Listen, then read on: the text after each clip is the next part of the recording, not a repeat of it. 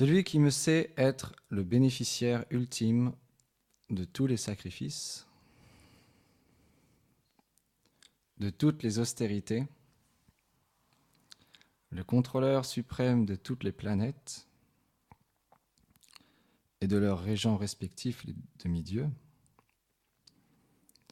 et le bienfaiteur de tous les êtres, atteint la libération de l'existence matérielle, moksha. Commentaire. Dans son commentaire sur ce verset, Srila Bhaktivinoda Thakur explique que la constitution de l'âme est pure et consciente. Mais lorsque l'âme désire exploiter la nature matérielle, elle devient liée par la matière et tombe graduellement de sa position constitutionnelle. Tant qu'elle sera recouverte par la matière, l'action matérielle sera nécessaire. Bien qu'elle désire ici-bas trouver la paix et le bonheur, elle ne pourra y arriver car toute action en ce monde lie l'âme conditionnée aux réactions de ses actes, qui entraînent à son tour la naissance, l'attachement, la convoitise, la colère, l'avidité, l'angoisse, l'envie, l'illusion, la maladie, la mort et les renaissances.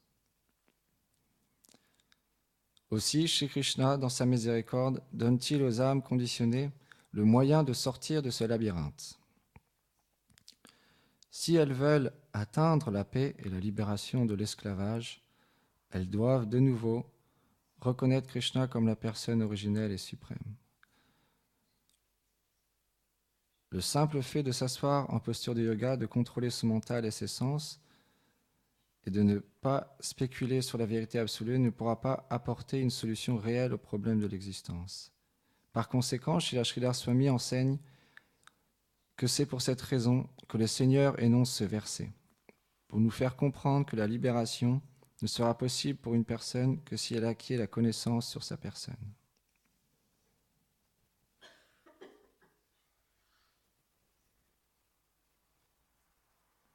Srila Vishwanath Chakravarti Thakur nous indique dans ce verset ce que Sri Krishna explique sur lui.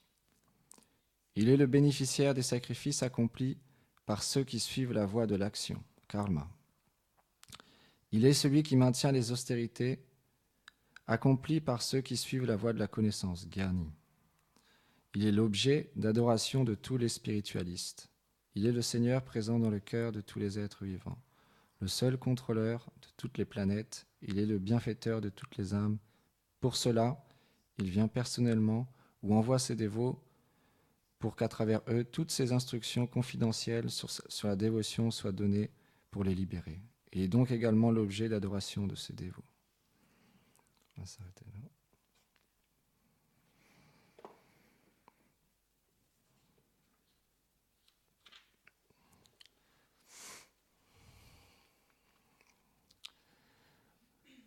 Om Aganati Mirandasya Gyanam Janam Sharakaya Shakshu Militam Yena Tasmai Shri Gurave Namaha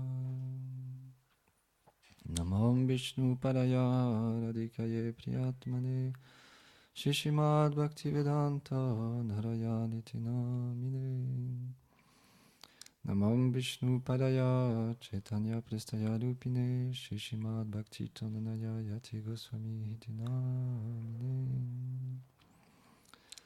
Namam Vishnu Padaya Gauranga Prestaya Lupine Shishimad Bhakti Budayave Bhayaniti Namine Namam Vishnu Padaya Gaura Prestaya Bhutare Shimati Bhakti Pramodaya Puri Goswami Hiti Namine Namam Vishnu Padaya Krishna Prestaya Bhutare Shimati Bhakti Vedanta Swami Hiti Namine Namam Vishnu Padaya Chaya Shimarupine Shishimad Bhakti Pragyana Keshava Hiti Namine Namam Vishnu Padaya Krishna Prestaya Bhutare Shimati Bhakti Rakshaka Shiradher Goswami Hiti Namine Namam Vishnu Padaya Krishna Prestaya Bhutare Shrimati Bhakti Siddhanta Sarasvati Iti Namine. Jai Shri Krishna Chaitanya Prabhu Nityananda Shri Advaita Gadadhara Shivasadi Gaura Bhakta Vrinda. Hare Krishna Krishna Krishna Hare Hare, Hare Rama Rama Rama Hare Hare. Vrindaye Tulasi Devye Priyaye Keshavasya Cha Krishna Bhakti Pratyadevi Satyavate Namo Namaha. Vanchakarpatarubhyacha Kripa Sindhubhya Cha Patitanam Pavanebhyo Vaishnavebhyo Namo Namaha.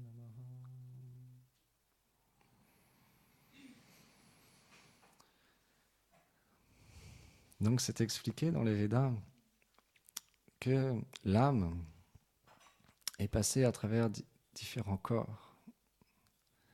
Tout d'abord les êtres aquatiques, les poissons, les baleines, les requins, différents êtres aquatiques, pour ensuite obtenir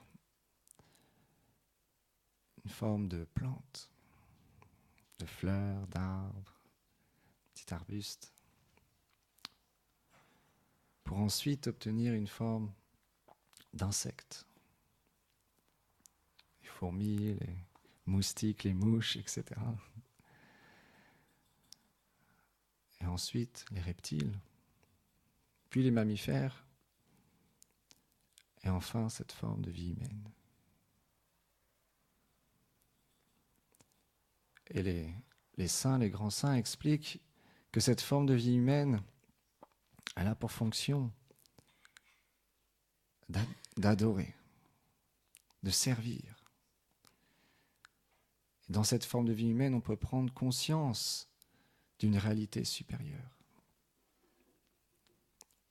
Parce qu'à travers cette forme de vie humaine, l'intelligence est supérieure aux animaux.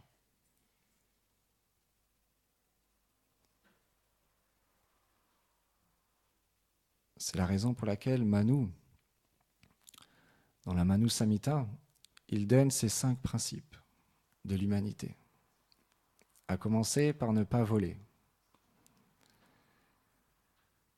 C'est expliqué comme ici Krishna, il donne à Arjuna ce verset, qu'il est l'origine de toutes choses, de toutes les austérités. C'est lui qui soutient toutes les planètes. Il est la forme d'adoration.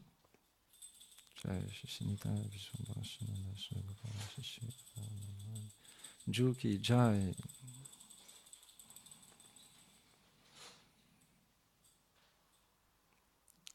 C'est lui qui donne le fruit de notre adoration.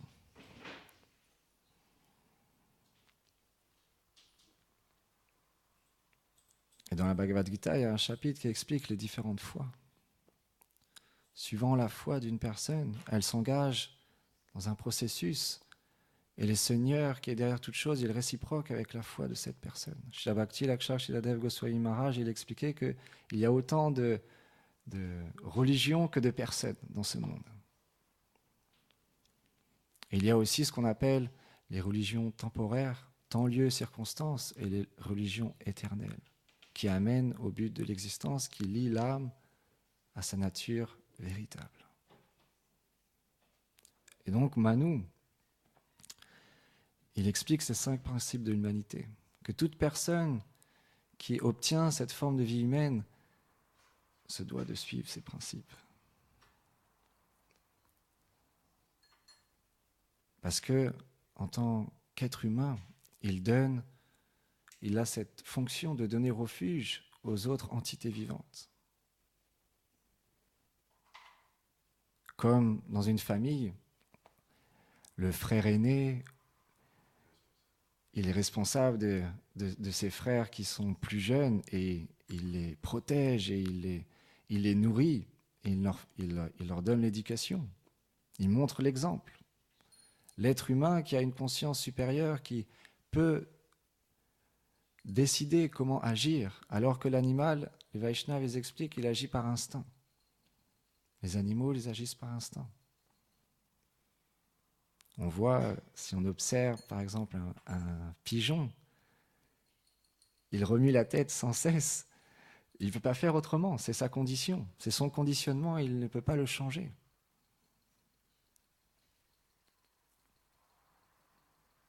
Et une vache en France, en Inde, en Australie, dans différents pays, la couleur change un petit peu, les cornes changent un petit peu, mais les activités restent les mêmes. Les chiens, pareil. Vous allez en Inde, par exemple, les chiens sont en liberté, mais ils agissent de la même manière. Donc les animaux agissent par instinct. Il y a cette fameuse histoire, un jour il y avait un brahmana qui se baladait et sur sa route, il a vu un tigre dans une cage. Et le tigre, quand il a vu le brahmana, il s'est dit « Ah, là c'est le bon plan, c'est le moment pour moi de m'échapper de la cage. » Il a interpellé le brahmana et lui a dit « Oh brahmana, s'il te plaît, aide-moi. Sors-moi de cette cage, cette terrible condition. » Mais le brahmana, il a dit « Mais non, si j'ouvre la porte de la cage, tu vas me sauter dessus, tu vas me manger. » Le tigre, il a dit « Oh, je te fais la promesse que je vais juste aller boire dans la rivière pour ensuite retourner dans la cage. Mais j'ai très soif. » Le brahmana, après longue réflexion, il a dit « Bon, ok, pourquoi pas ?» Donc il a ouvert la cage. Qu'est-ce qu'a fait le tigre? Il est sorti et tout de suite, il a attaqué le brahmana. Le brahmana, il lui a dit « Non, mais c'est pas juste. Tu avais promis que tu ne m'attaquerais pas, que tu ne me ferais pas de mal. »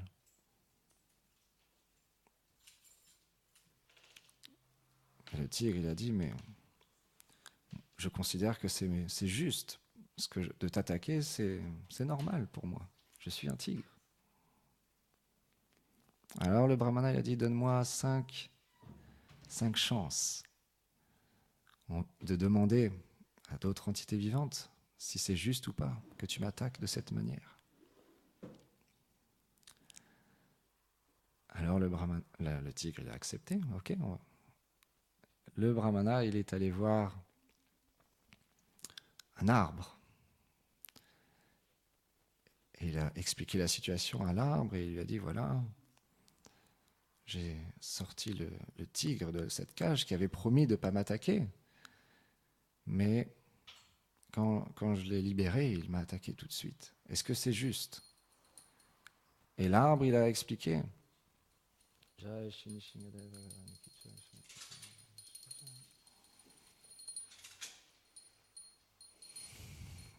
Donc l'arbre, il a expliqué, mais je donne l'ombre aux êtres vivants, je donne les fruits, je donne refuge aux êtres humains. Mais malgré tout ce que je leur offre, ils coupent mes branches, ils coupent mon tronc pour faire tellement de choses. Est-ce que c'est juste? Alors le brahmana a dit, ok, bon, on va aller voir la personne suivante. Et il a vu un taureau. Et le taureau, de la même manière, il a expliqué, mais quand je suis fort et costaud, les êtres humains, ils m'engagent à labourer la terre, à porter des charges lourdes. Et maintenant ils me nourrissent bien toute cette période-là, ils me donnent à manger, mais maintenant que je suis vieux et inutile pour eux, ils me délaissent et ils me laissent mourir sans rien me donner. Est-ce que c'est juste? Et ensuite, ils ont vu un aigle. Et de la même manière, l'aigle a expliqué. Je fais rien de mal à personne, je vole dans les airs, mais les êtres humains, ils viennent, ils prennent mes œufs, ils me tirent des flèches pour essayer de me tuer. Est-ce que c'est juste? Et ensuite, il a vu un crocodile. Le crocodile, de la même manière, il a dit, mais je suis dans mon élément, dans l'eau, tranquillement, avec ma famille, mais les êtres humains, ils viennent et ils me tuent pour faire des pots, des sacs, etc. Est-ce que c'est juste? Pour finir, le brahmana, sa dernière chance, il a vu le chacal. Et le chacal, il a eu pitié du brahmana. Il s'est dit, je vais l'aider un petit peu dans cette situation difficile pour lui. Il a dit, oh, mais je comprends pas bien ce que tu es en train de m'expliquer. Tu disais que le tigre, il était dans la cage, mais quelle cage? Je vois pas de cage ici. Le tigre, il était énervé. Il dit, mais là, il y avait une opposition. Donc il lui dit, mais si, j'étais dans cette cage là-bas. Ah, je voudrais bien voir cette cage. Le chacal, il dit, je veux voir à quoi elle ressemble. Donc ils vont devant la cage, et le tigre lui dit, j'étais à l'intérieur de la cage. Mais le chacal, il dit, mais comment ça, t'étais à l'intérieur? Je comprends pas. Montre-moi. Le tigre, un peu idiot, il est rentré dans la cage, et il a dit, voilà, j'étais ici, la porte était fermée. Le chacal dit, ah, la porte était fermée. Le brahmana a fermé la porte à clé. Et là, le chacal, il a dit, je te conseille à l'avenir de réfléchir à 2 fois avant de libérer un tigre d'une cage. Parce que la nature d'un tigre est d'être féroce. C'est sa nature. Voilà. C'est sa nature. Mais la nature des êtres humains est de donner protection, comme cette histoire merveilleuse explique. La compassion, la non-violence. Donc le premier principe, c'est ne pas voler. Donc on va commencer par le premier principe. Comprendre que tout appartient au Seigneur, qu'on est comme des locataires. De la même manière qu'on a une maison, tous les mois on paye un loyer à un autre propriétaire qui se dit être propriétaire. Parce que tout est temporaire dans ce monde. Tout a un début, un milieu et une fin. Rien n'est stable, permanent, éternel. Et donc on donne un loyer tous les mois. Et le bien en soi ne nous appartient pas. Mais on en profite. De la même manière, cette planète,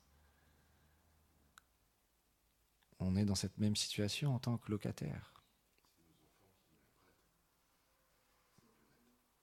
C'est le Seigneur qui est, comme explique ici Krishna, qui est l'origine de toute chose, où il est le créateur. Et donc, en tant que ses enfants chéris, tout lui est offert.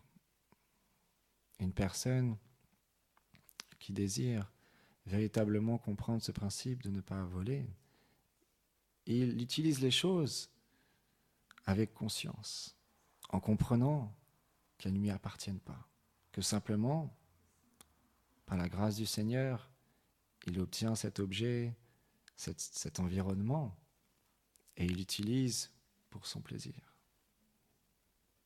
Et donc il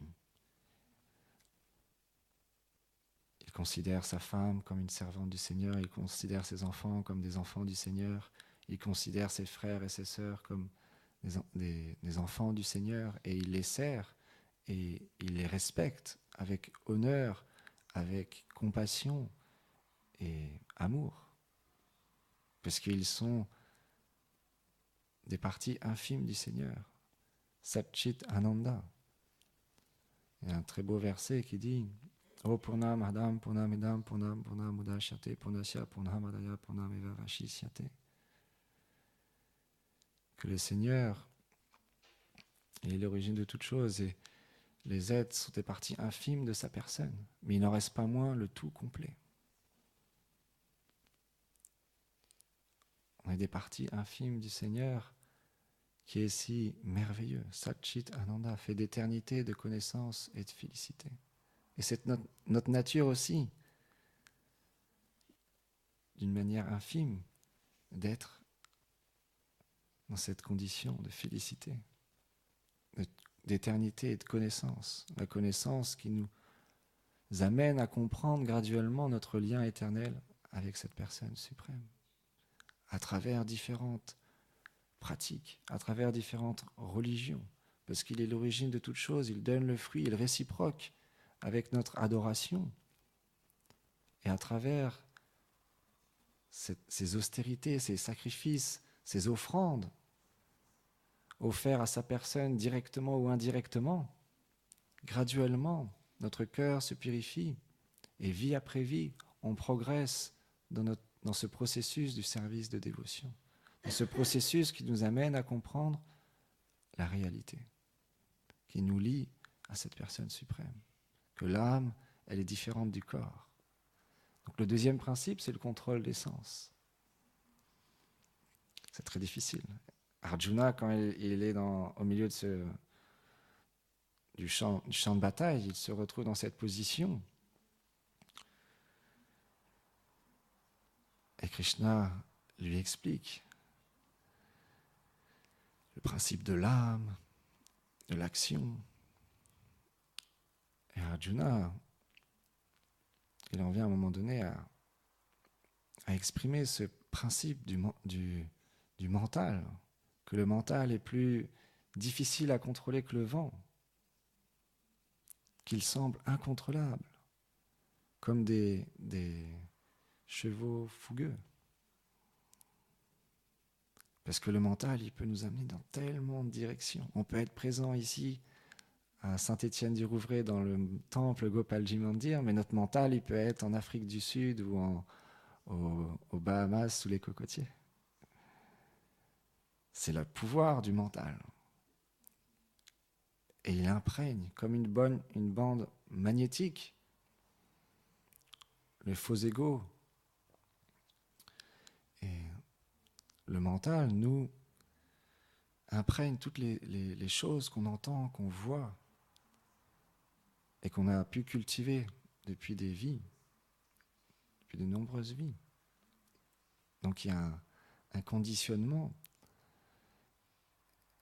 Et donc le contrôle du mental se fait graduellement à travers la pratique spirituelle, à travers la méditation, à travers le yoga et à travers le service de dévotion. Mais comme ici explique le Tonnerre Porté, faire du yoga, s'asseoir pendant des heures et des heures comme des yogis, c'est très difficile de nos jours. C'est possible, mais c'est très difficile. Donc comme Bhakti Chandana Yati Maharaj a expliqué hier, l'action offerte au Seigneur est extrêmement importante, indispensable pour pouvoir arriver à contrôler ses sens. Ça veut dire engager l'ouïe,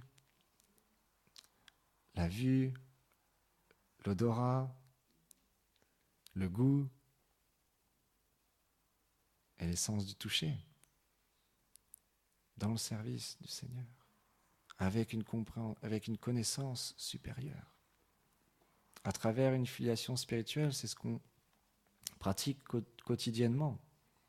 Et tout religieux, tout spiritualiste accomplit au quotidien, à travers l'action qu'il accomplit pour le plaisir du Seigneur. Et à travers cette action, graduellement, ses sens deviennent purifiés et deviennent engagés d'une autre manière. Comme par exemple, tout objet peut être utilisé pour sa propre satisfaction ou il peut être utilisé pour une cause supérieure. Tout dépend de la conscience avec laquelle on engage les choses. De la même manière, l'action, on peut être dans la vie de famille, dans la vie monastique, peu importe l'environnement, simplement l'action et la conscience avec laquelle on accomplira cette activité fera qu'on aura un résultat différent. Si simplement on agit pour nos sens, pour notre satisfaction personnelle, alors il y a ce qu'on appelle les lois du karma, que toute action engendre une réaction. Akarma, vikarma, karma. L'action impie, l'action qui ne donne pas de fruits matériels, et l'action qui donne des fruits pour notre propre satisfaction. Et le Nishkama Karma Yoga, l'action désintéressée offerte au Seigneur. Donc dans un premier temps, le véritable renoncement, c'est pas d'essayer de contrôler les sens, parce que la Bhagavad Gita explique que les sens, ils sont incontrôlables.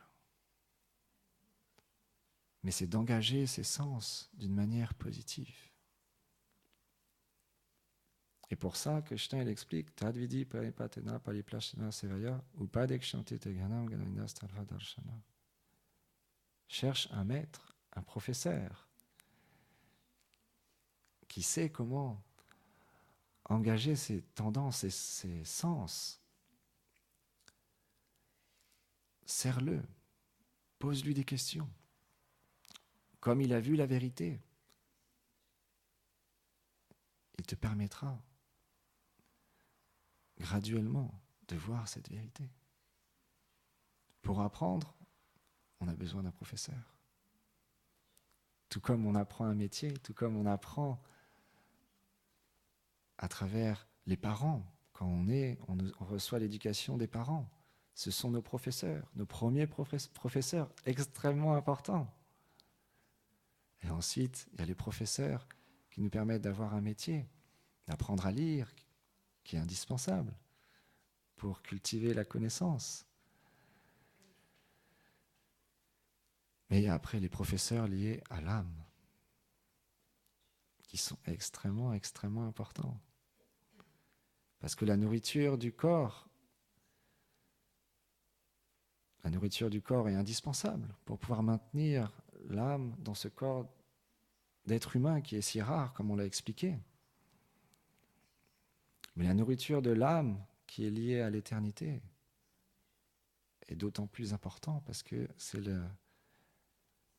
notre identité véritable. Ce corps est temporaire. À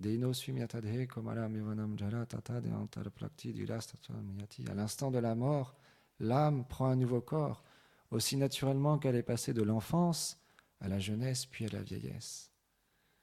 Ce changement ne trouble pas qui a conscience de sa nature véritable. On peut tous expérimenter ce principe de l'âme, que notre corps, il a évolué. On est passé de l'enfance, d'un nouveau-né, on a appris à marcher, on a grandi un petit peu, beaucoup. Mais un jour ou l'autre, cette enveloppe corporelle, on devra la quitter. Mais l'âme, elle est éternelle. Elle prend un nouveau corps. Et le troisième principe, c'est ahimsa, la non-violence.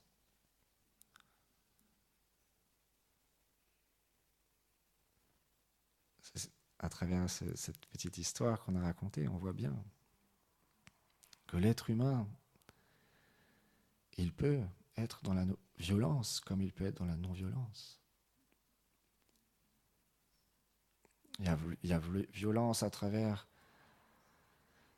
la planète, à travers les arbres, à travers les océans, les mers, rivières, la terre elle-même.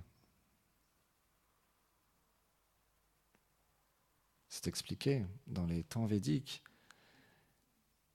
Tellement les êtres étaient pieux et vertueux. Bhumi, la terre, qui est une personne, elle donnait une quantité de céréales incommensurable.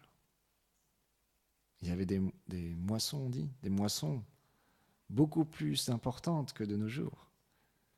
Parce que dû au péché, dû aux activités mauvaises que l'on fait, la terre donne très peu.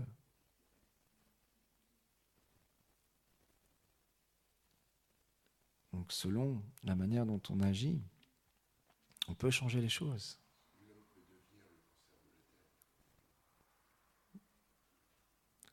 Et ce principe-là, de la non-violence, il est à travers les êtres vivants végétaux, les animaux et les êtres humains. Parfois, on entend beaucoup de discussions à propos du bon respect des animaux et la compassion envers eux. Mais la compassion est aussi avec les êtres humains, et avant tout avec les êtres humains. Le bon respect, la non-violence, la compassion,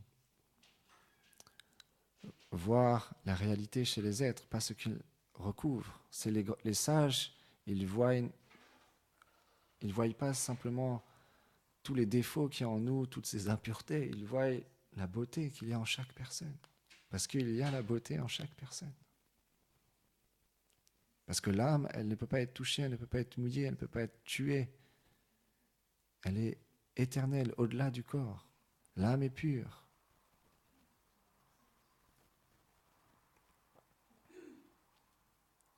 Mais agir dans la non-violence, c'est aussi ne pas critiquer. Ne pas être envieux envers les êtres. Et respecter à travers la parole. Parce qu'on peut faire beaucoup de mal avec les mots.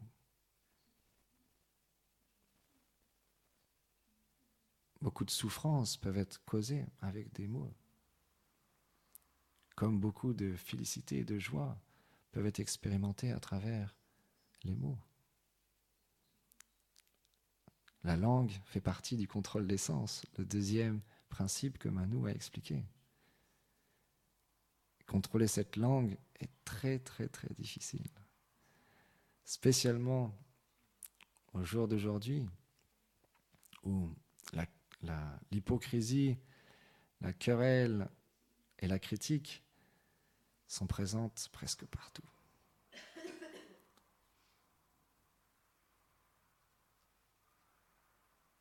Mais graduellement, en développant de bonnes qualités, en développant cette aptitude à respecter et à être dans un état d'esprit de serviteur, qui est notre nature véritable en tant que jiva, en tant qu'âme, graduellement, on arrêtera cette tendance à violenter les êtres sous forme physique ou verbale. Et ensuite vient la propreté. Propreté externe et interne. Il y a les deux principes. Tout le monde, pratiquement tout le monde, se lève le matin, prend une douche, se brosse les dents, s'habille avec des vêtements propres. Et souvent, Bhakti Chandanyati Maharaj, il explique que c'est pas difficile pour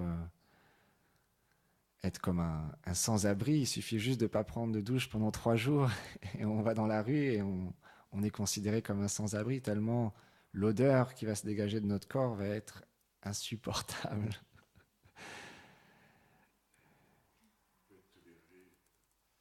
Bien sûr, ça peut être toléré, bien sûr.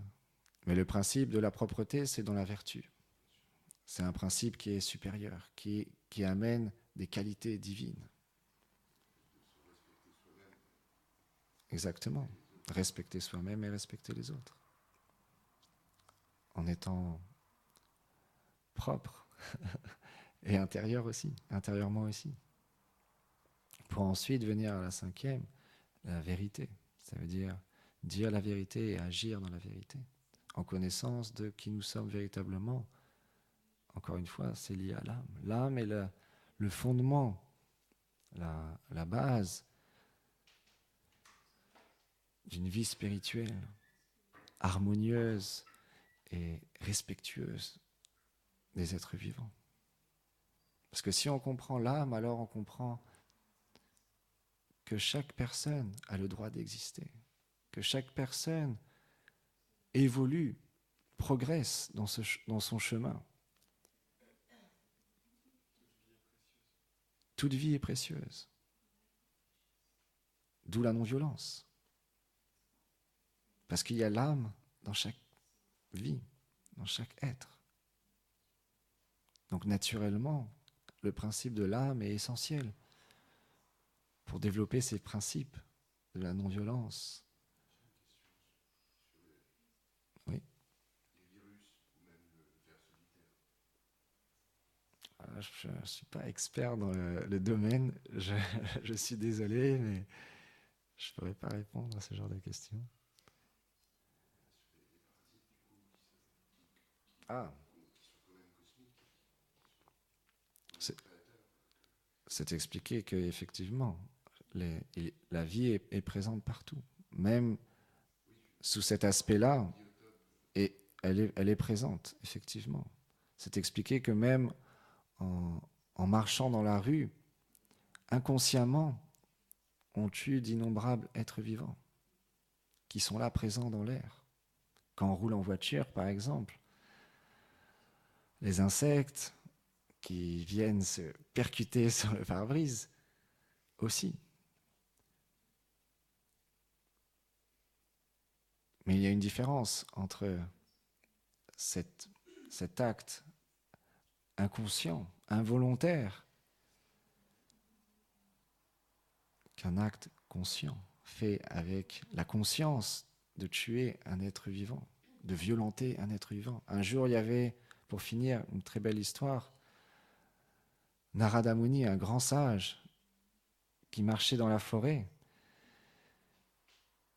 et il a aperçu des animaux qui étaient étendus sur le sol, entre la vie et la mort, avec les pattes brisées, dans une souffrance terrible, vraiment terrible.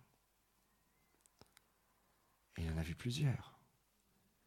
Il s'est demandé, mais c'est un sage, les sages sont naturellement compassionnés, les dévots du Seigneur sont naturellement compassionnés, bienveillants, et il se posait la question, qui a pu faire une telle cruauté ? Et il a vu un chasseur caché derrière un arbre, avec une apparence physique très sombre et terrifiante, qui était en train de viser une biche qui était pas très loin. Mais il est intervenu. Il a dit « Oh, excusez-moi. Qui vous êtes ?» Et le chasseur lui a expliqué « Voilà, je suis chasseur. » D'abord, il était en colère. Il lui a dit hey, « Sage, qu'est-ce que tu viens faire ici ? Me déranger dans mon activité ?»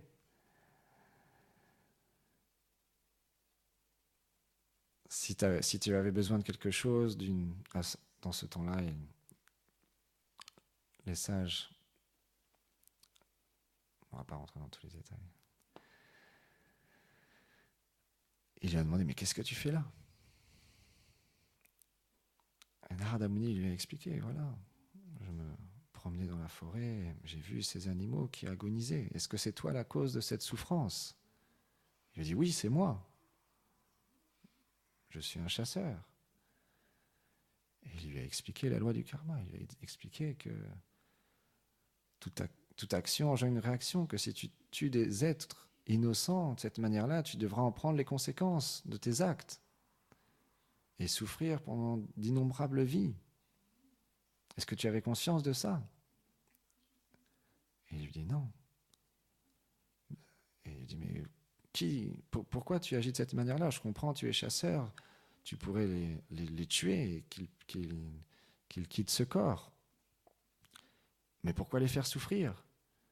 Et il dit oh, c'est mon père qui m'a appris de cette manière-là à chasser. Et moi-même, j'en retiens un grand plaisir à les voir souffrir de cette manière-là. Muni, encore plus, il lui a expliqué qu'en faisant souffrir des êtres comme ça, il allait avoir une répercussion très grande. Donc il lui a expliqué le principe de l'âme, le principe de la non-violence, du bon respect. Et le principe de se tourner vers le Seigneur, l'adoration, vers le Seigneur suprême. Donc le chasseur, il lui a dit, dû à la puissance du sage, du sadhuk et Narada Muni, son cœur a changé, s'est purifié. Et il a imploré, Narada Muni, aide-moi. Narada Muni, il lui a dit, ok, en premier, tu dois jeter ton arc et tes flèches. Et il lui a expliqué, mais comment je vais faire pour maintenir ma vie? Je suis chasseur, je connais que ça. Il lui a dit, ne t'inquiète pas. Va au bord du Gange, cette eau sacrée, adore Tulasi.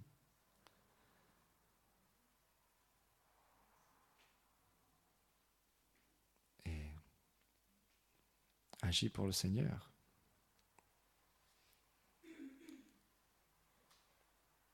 Tout te viendra en temps, lieu et moment approprié. Tout te sera comblé. Tu n'as pas à t'inquiéter. Mais simplement, les offrandes, ce que tu reçois, prends simplement le nécessaire. Et le reste, distribue-le. Donc le chasseur, par les paroles de Narada Muni, il a complètement changé. Il est allé dans un ermitage avec sa femme. Il a commencé à adorer la plante Tulasi avec grande dévotion. Et tous les villageois qui étaient autour, ils ont été tellement stupéfaits et appréciatifs de voir que ce chasseur qui était féroce et dur ait pu changer de cette manière-là, qui venait tous les jours lui donner des offrandes. Et comme il avait reçu l'instruction, il prenait juste le nécessaire. Et après un certain temps, Narada Muni, il est revenu, il voulait revoir son disciple avec un autre grand sage. Ils sont arrivés dans l'endroit où il vivait. Et le chasseur, qui était devenu un grand saint, a vu son maître. Et dans la tradition, on offre les hommages, obéissance, en se prosternant tout le long de notre corps, en signe de respect. Mais quand il a voulu offrir cet hommage, il y avait des fourmis à cet endroit. Alors qu'auparavant, il violentait et il prenait du plaisir à faire du mal aux autres êtres vivants, quand il a vu les fourmis, il a attendu, il les a déplacées avec un tissu, avec beaucoup de délicatesse. Et ensuite, il a rendu son hommage tout le long du corps à son maître spirituel. Et Narada Muni était très très heureux de voir le progrès et la dévotion et la compassion qu'avait développé son disciple. Donc le changement est possible. On peut voir concrètement ici, au temple de Gopalji, en la personne de Srila Bhakti Chandan Yati Maharaj, qui a écrit une très belle biographie, Skinhead repenti. Très intéressant de voir à quel point le changement est possible. On a tous cette possibilité d'enlever ces mauvaises choses qu'il y a dans notre cœur qui sortent parfois, la colère, l'envie, la convoitise, et de pouvoir être à l'inverse. Les Vaishnavas ils expliquent gentleman. Ça veut dire quelqu'un de bienveillant envers les êtres et envers tous les êtres. Pour avoir... Et de cette manière-là, on obtient une grande félicité intérieure Parce que le Seigneur, il aime tous les êtres. Le Seigneur, il est bienveillant envers tous ses enfants. Il ne discrimine pas. Simplement, celui qui se tourne vers lui, il est réciproque. Il nous connaît tous. Il connaît notre cœur. Donc pour finir, je vous remercie à tous d'être venus ici au temple de Gopalji Mandir. Et on est très fortunés de pouvoir partager aujourd'hui ensemble les gloires du Seigneur à travers la Bhagavad Gita et de pouvoir progresser dans notre chemin spirituel. C'est ce qu'on souhaite et qu'on encourage à tout le monde de continuer à cultiver ces qualités divines et cette aptitude de devenir un serviteur. Go Plamanande Haribo.